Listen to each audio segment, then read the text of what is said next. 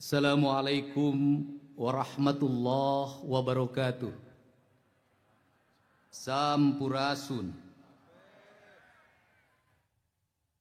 Yang kami hormati, kami muliakan, dan kami banggakan segenap warga masyarakat Provinsi Jawa Barat dimanapun berada, yang hari ini bersama-sama untuk menundukkan kepala, menyatukan jiwa, mengepalkan tangan, meneriakan pekik merdeka sebagai nilai-nilai nasionalisme yang harus diwujudkan kemerdekaan itu oleh kami, para penyelenggara dan pemangku kepentingan dari prinsip-prinsip dasar demokrasi dan ketatanegaraan. Saya ucapkan terima kasih atas kehadirannya, dan kami juga menyampaikan permohonan maaf pada saat ini kita berada di luar arena tenda VIP, karena tenda VIP hari ini diisi oleh para petani, nelayan, ojol, Grab, termasuk kuli bangunan yang bekerja bersusah payah ingin menyelesaikan target pembangunan di seluruh Provinsi Jawa Barat dan pembangunan halaman gedung sate yang saya beri nama Panca Rasa, Pasanggerahan Panca Rasa. Pertama, saya mengucapkan ucapan terima kasih pada para pengibar bendera pusaka Sangsaka Merah Putih sebagai simbol dari kedaulatan negara kesatuan Republik Indonesia yang telah mengibarkan sangsaka dengan sempurna. Apa yang Anda lakukan, pelatihan yang Anda buat, sikap mental yang ditempuh selama ini cermin bahwa negeri ini tidak kekurangan anak-anak muda yang memiliki spirit patriotik, yang mau mengorbankan masa remajanya demi kepentingan, kehormatan Sangsaka Merah Putih. Saya mengucapkan terima kasih pada seluruh peserta upacara dari jajaran TNI dan Polri, serta anak-anak pelajar Purwakarta Jawa Barat yang sudah mengikuti pendidikan barak militer yang tumbuh menjadi anak-anak patriotik. Saya ucapkan terima kasih pada Linmas yang usianya sudah rata-rata 60 tahun yang mau berdiri berupacara. Dan saya ucapkan terima kasih, hari ini upacara juga diikuti oleh para tukang sapu yang setiap hari membersihkan seluruh areal jalan-jalan di Provinsi Jawa Barat yang hampir kita rekrut lebih dari 3.000 orang. Di hari kemerdekaan yang ke-81 ini, kami menyampaikan permohonan maaf kepada seluruh masyarakat Jawa Barat yang berada di Jawa Barat, di luar Jawa Barat, di luar daerah Provinsi Jawa Barat, bahkan sampai di luar negeri untuk mencari nafkah. Kami menyampaikan permohonan maaf, 81 tahun Indonesia merdeka, kami belum bisa memerdekakan seluruh rakyat Jawa Barat. Masih ada 80.000 rakyat Jawa Barat yang sampai hari ini belum memiliki jaringan listrik, sehingga ketika malam dia kegelapan. Dan 2027 akan kami selesaikan. Di 2025 pada saat kami menjabat, ada 500.000 lebih rakyat Jawa Barat tidak memiliki listrik. Padahal Jawa Barat adalah pusat energi, baik geotermal, pembangkit listrik tenaga air yang terhampar luas dari mulai Jatiluhur, Jati Gede, Cirata, Saguling, dan seluruhnya terhampar menyalakan listrik yang menerangi Jawa Barat dan berbagai daerah di seluruh Indonesia, termasuk geotermal di berbagai pegunungan di Jawa Barat. Tetapi ada sebuah ironi, ketika kita memiliki energi yang besar, tapi rakyat kita bahkan yang dekat di pembangkit itu tidak memiliki listrik. Seluruh ironi itu harus kita selesaikan secara bersama dengan upaya melakukan penataan dalam sistem keuangan pemerintah Provinsi Jawa Barat untuk terarah pada aspek yang menjadi kebutuhan dasar warga. Bagaimana Jawa Barat harus dilindungi rakyatnya dari gangguan kesehatan. Tidak boleh lagi ada rakyat Jawa Barat yang masuk ke rumah sakit, pulangnya berhutang karena ketidakmampuan keuangan. Tidak boleh lagi ada rakyat Jawa Barat yang terhimpit karena kemiskinannya meninggal tanpa perawatan dari dokter dan para medis. Tidak boleh ada rakyat Jawa Barat yang terlahir kemudian sesar dan akhirnya KTP-nya ditahan oleh rumah sakit karena ketidakmampuan pembiayaan. Seluruhnya akan kita wujudkan secara bersama dengan kerja secara bersama antara pemerintah Provinsi Jawa Barat, jajaran DPRD Provinsi Jawa Barat, seluruh instansi vertikal, baik Kejaksaan Tinggi, Kepolisian Daerah Provinsi Jawa Barat, Kodam 3 Siliwangi, Pengadilan Tinggi, Pengadilan Agama, Kantor Wilayah, Kementerian Agama, semuanya harus bahu-membahu. Instansi kita, ada instansi daerah, ada instansi vertikal, tetapi tujuan kita adalah satu, mewujudkan masyarakat Indonesia yang merdeka, berdaulat, adil, dan makmur. Rasa adil memiliki dua kualifikasi. Yang pertama adalah keadilan komutatif, di mana kita memiliki hak yang sama. Kita berhak menghirup udara bersih dalam setiap hari, walaupun udaranya tidak semua bersih sampai hari ini. Kita berhak mengenyam pendidikan, kita berhak menerima layanan kesehatan, kita berhak mengeluarkan pendapat dan merdeka dalam berorganisasi, tetapi tetap dipertanggungjawabkan seluruh tindakan kita. Setiap warga negara memiliki kedudukan yang sama di mata hukum. Itulah kemerdekaan komutatif. Walaupun seluruh kemerdekaan itu pun belum bisa dinikmati oleh seluruh warga. Kemerdekaan distributif, keadilan distributif kita wujudkan dengan apa? Berdasarkan prestasi yang dimiliki oleh setiap orang. Maka negara harus memberikan ruang bagi siapapun warganya untuk berprestasi tanpa dihalang-halangi. Negara merdeka, tidak ada lagi kalimat kaum caca. Negara merdeka, tidak ada lagi kalimat kaum menak. Negara merdeka, tidak lagi orang berpangkat. Semuanya merdeka, berhak mendapatkan yang terbaik, berhak meraih kedudukan yang terbaik dan yang tertinggi di negeri ini. Itulah makna kemerdekaan. Seluruh rangkaian makna kemerdekaan itu harus dikerjakan secara bersama, dikerjakan oleh pemimpin yang mengerti mengelola anggaran, fokus pada apa yang menjadi kebutuhan, menunda seluruh hasad pribadinya, menunda membeli mobil baru menggunakan uang negara, menunda membeli baju baru menggunakan uang negara, menunda menambah properti di rumah dinasnya sebanyak-banyaknya menggunakan uang negara, menunda. Maka seluruh penundaan itu diarahkan untuk apa? Mengangkat derajat agar masyarakat Jawa Barat setingkat demi setingkat angka pendidikannya semakin meningkat, tidak lagi terus berkutat di 8 tahun. Ke depan harus kita meraih minimal 12 tahun. Agar masyarakat Jawa Barat angka peningkatan kualitas kesehatannya terus meningkat, agar seluruh layanan kesehatannya siap siaga, agar masyarakat Jawa Barat ekonominya terus meningkat, mereka memiliki kesempatan kerja. Seluruh kesempatan kerja tidak bisa lahir dengan sendirinya, harus diciptakan dalam sebuah iklim pertanian yang memiliki orientasi sebagai pertanian hijau. Karena pertanian yang terus-terusan menggunakan pestisida dan pupuk kimia tidak bisa lagi masuk ke pasar dunia dan tidak bisa lagi membuat untung para petani.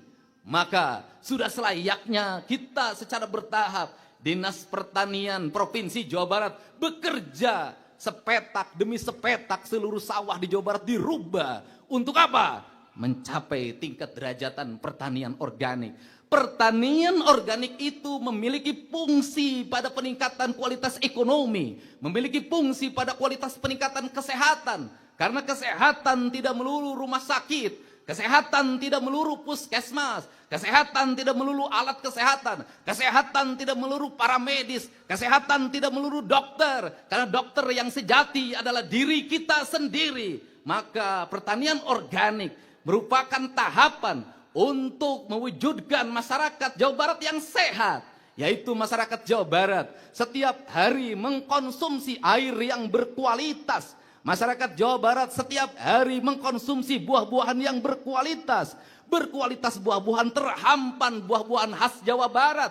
Ada pisang, ada rambutan, ada manggis, ada duren, banyak lagi buah-buahan khas kita. Dan itu kalau kita bersama mendorongnya peningkatan kualitasnya, maka dalam setiap waktu kita akan menikmati makanan yang bermutu, yang dilahirkan dari apa? Dari tanah air di mana kita pijak. Tanah air di mana kita pijak saling mengikatkan diri. Dalam filosofi Sunda disebutnya papat kalima pancer. Papat kalima pancer adalah saling mengikatnya. Air, matahari, tanah, dan udara melahirkan sebuah energi, melahirkan tanaman-tanaman yang berkualitas, yang tumbuh penuh dengan cinta kasih, di mana para petani mencintai tanahnya, menghormati tanahnya, mengurus tanahnya, memuliakan tanahnya. Dari tanah-tanah yang dimuliakan, maka akan tumbuh pepohonan yang mulia, maka akan tumbuh sayur-sayuran yang mulia, maka akan tumbuh buah-buahan yang mulia, maka akan tumbuh padi yang mulia, jagung yang mulia, bawang merah yang mulia, bawang putih yang mulia. Kemuliaan itu akan dimakan oleh warganya, maka warganya menjadi warga yang mulia. Mulia darahnya, mulia denyut jantungnya, mulia tatapan matanya, mulia pendengarannya, mulia pengucapannya, mulia pengucapannya. Maka mengikatkan diri dengan sang saka merah putih. Maka merah dan putih bukan sesuatu yang terpisah, tapi merah dan putih adalah satu kesatuan. Maka manusia Indonesia yang sejati, yang mencintai tanah air, yang menghormati merah putih adalah dia yang setiap waktu menjaga tanahnya, menjaga airnya, mengorbankan keringat dan darahnya demi tanah dan airnya. Maka dalam kekinian adalah menjaga kesuburan tanahnya, menjaga kesuburan airnya. Maka kalau kita ingin menjadi nasionalisme sejati, negeri kita sebenarnya tak perlu pestisida. Negeri kita sebenarnya tak perlu bahan kimia. Kalau kita mengikatkan diri dengan seluruh alam raya ini secara sempurna, dan Tuhan hadir dalam setiap jengkal tanah, melahirkan kesuburan, melahirkan masyarakat Jawa Barat yang subur, makmur, gemah ripah, repeh rapi. Sifat saling mengikatkan adalah sifat ketuhanan, sifat kemanusiaan, sifat persatuan, sifat kerakyatan, dan sifat keadilan. Dalam kaidah Islam disebutnya insan kamil, atau dalam kaidah kebangsaan disebutnya manusia Indonesia seutuhnya.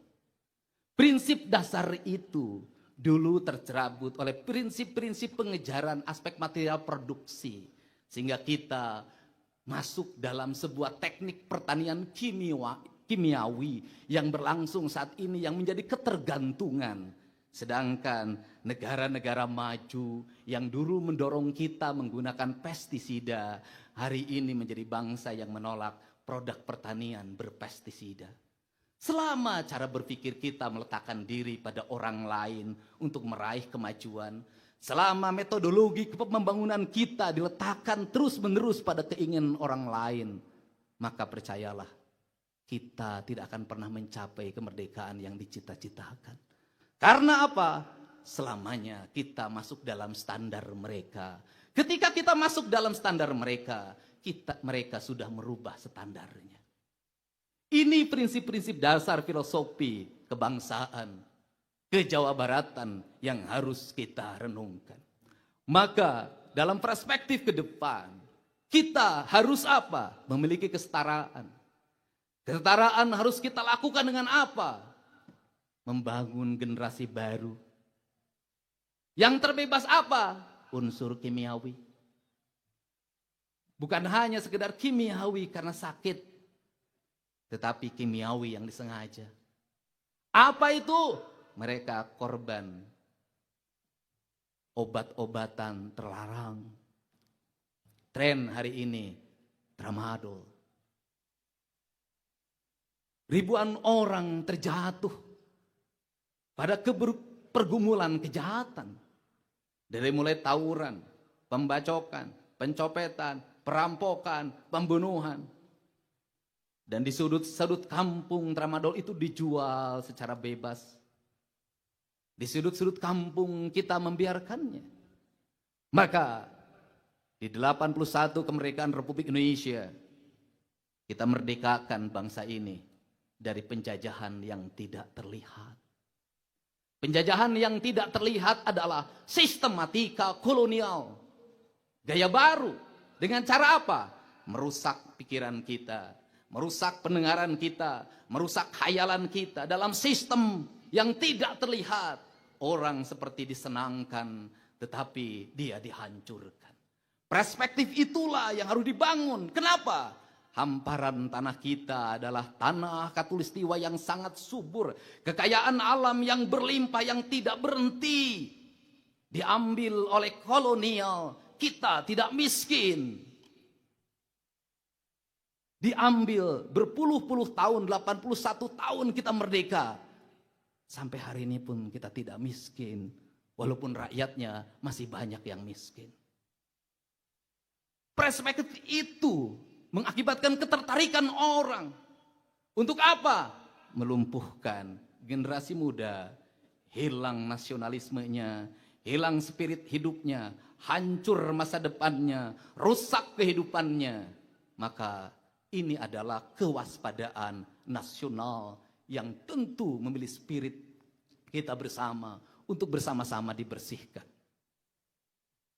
Dan pada tahun ini, pemerintah Provinsi Jawa Barat yang pertama kali menggelar upacara kemerdekaan Republik Indonesia di halaman Gedung Sate.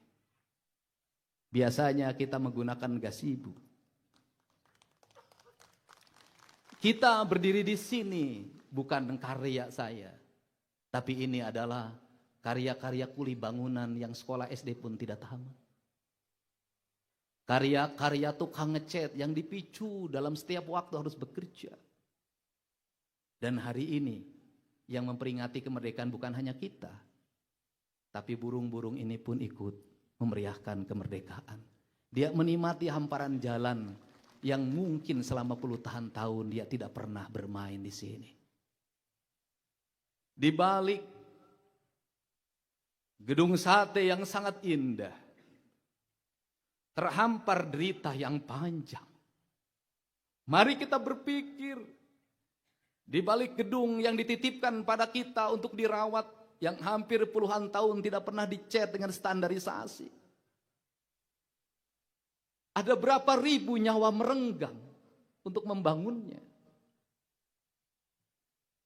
Ada berapa ribu orang-orang yang ditinggalkan rumahnya untuk membangunnya.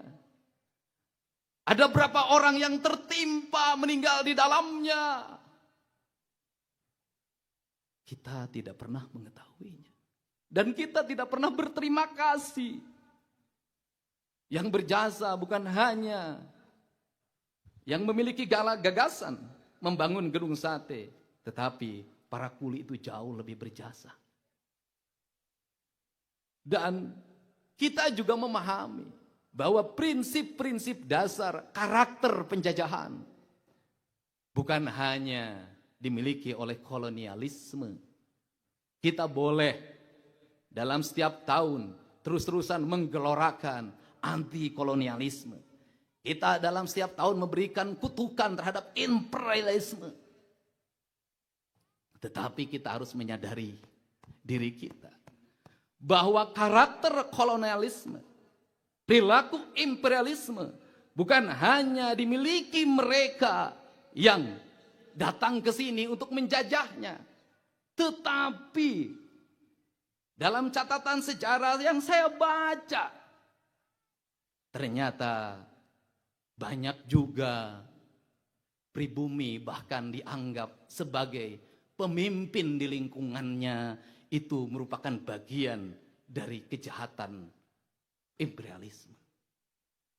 Tidak mungkin kolonialisme Belanda menjajah kita dalam waktu terlalu lama kalau tidak ada orang yang bekerja untuk mereka. Orang yang bekerja itu seringkali memiliki karakter feodalistik. Ingin selalu dihormati, ingin selalu dijunjung tinggi, ingin selalu diangkat-angkat di hadapan kaum pribumi yang mereka adalah warga biasa. Tetapi di hadapan kolonial, dia menundukkan seluruh badannya, membungkukannya dan mengajaknya untuk kerjasama. Dalam catatan yang saya baca, bahwa pemerintah Eropa pernah diguncang oleh perilaku buruk dari kaum feodalis yang berada di Priangan. Yang dalam setiap hari mereka berpesta di atas penderitaan. Bahkan ketika ada pembangunan yang dilakukan oleh pemerintah kolonial, membangun jalan, membangun gedung, upah yang mesti dibayarkan kepada masyarakat disebut rodi, itu pun tidak dibayarkan. Penjajah memang kejam, tapi perilaku feodalistik yang suka menjajah bangsanya sendiri jauh lebih kejam. Untuk itu, pada pagi hari ini, mari kita bersama-sama meninggalkan seluruh tradisi itu dengan tidak menuntut terlalu banyak pada negara, tapi berupaya memberikan yang terbaik pada negara. Tidak terus-terusan kita berpikir kenaikan tunjangan yang kita miliki yang menurut saya sudah besar. Tidak terus-terusan kita terus menuntut fasilitas pada negara, padahal kita sudah besar. Kita harus malu pada apa? Pada status diri kita yang seharusnya berdiri paling tegak untuk menegakkan sangsaka merah putih, membangun rasa adil pada seluruh rakyat. Yakinlah bahwa seluruh rakyat akan mencintai bangsanya, akan mengorbankan jiwa raga demi bangsanya, akan memiliki patriotik dan nasionalisme yang tinggi. Manakala para pemimpin dan pejabatnya memperlihatkan sikap tauladan di mata mereka, mau datang ketika mereka sakit, mau mengobati mereka ketika kesusahan, mau berdiri paling depan ketika mereka mengalami penindasan. Inilah cara kita untuk bersama rakyat, berdiri sama tinggi, duduk sama rendah, menghormati sangsaka merah putih. Dirgahayu Negara Kesatuan Republik Indonesia. Semoga Allah Subhanahu wa Ta'ala senantiasa memberikan bimbingan, pelindungan kita semua. Semoga sangsaka merah putih tetap berkibar di tengah gempuran perubahan zaman. Wallahu muwaffiq ila aqwamit thoriq. Assalamualaikum warahmatullahi wabarakatuh. Sampurasun.